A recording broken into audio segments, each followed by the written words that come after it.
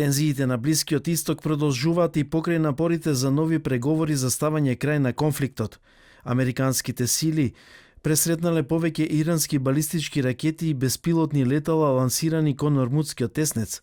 Техеран пак истрела балистички ракети кон Кувајт и Бахрин, додека американската армија последователно погодила крајбрежни локации во Иран. Американскиот председател Доналд Трамп изјави дека Иран се уште поседува воени капацитети, но дека претрпел значителни загуби.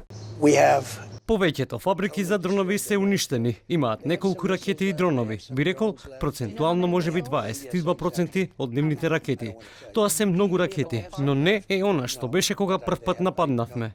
Иранската револуционерна гарда соопшти дека како одмазда за американските напади ги нападнала американските бази во регионот со ракети, а исто така отворил оган врз 4 танкери кои се обидувале да го преминат теснецот без нејзина дозвола.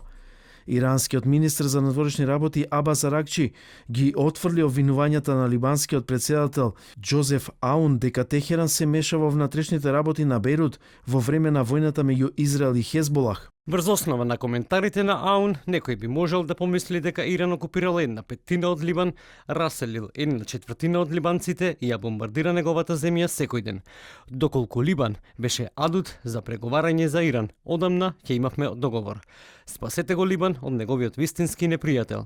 Висок ирански функционер изјави дека потенцијалниот мировен договор зависи од тоа дали администрацијата на Трамп ќе се согласи да ослободи 24 милиарди долари замрзнати ирански средства и предупреди на потенцијалот за поширока војна.